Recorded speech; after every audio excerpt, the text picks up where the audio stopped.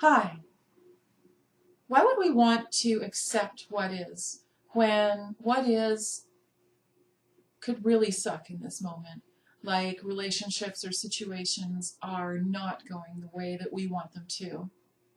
Well, because by accepting what is, you are shifting your relationship with yourself, which in this universe is everything.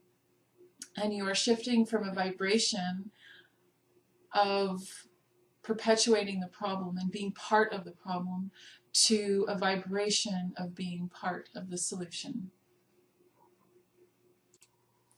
Most of us grew up believing that the way to solve problems was by worrying about them and carrying on with perhaps resenting and being angry and fearful, or better yet, by completely denying that anything bad was happening or that things weren't going our way.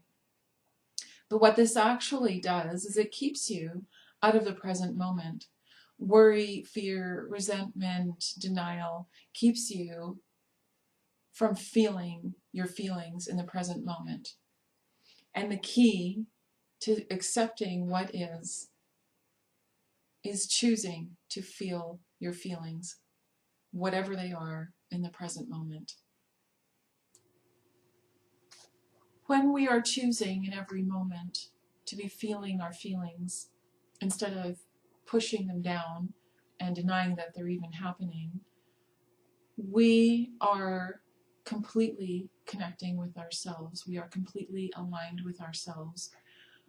We know who we are and what we want. When we do not choose to feel our feelings, our emotions will cloud us. They will cloud our choices, and they cloud us from our own connection to source energy, where our wisdom and clarity resides. And that is basically the definition of being inauthentic. And the flip side of that is when you are authentic, you are actually completely present with yourself and connected to yourself in every moment. And you know what you want and what you need in that moment and who you are.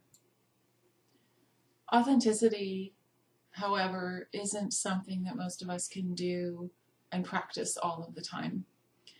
We tend to flow in and out of authenticity, but as we grow in our consciousness and we evolve, we are able to be more authentic and more present in every moment.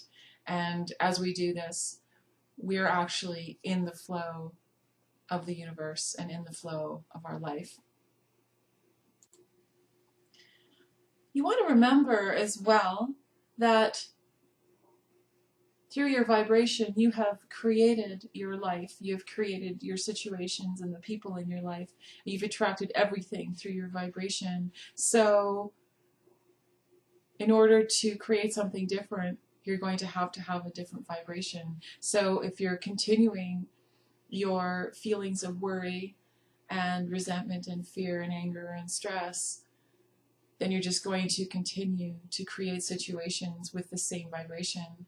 So in order to stop that cycle, in order to stop those situations and those relationships from happening, you need to be present with your feelings and actually allow your feelings to be processed.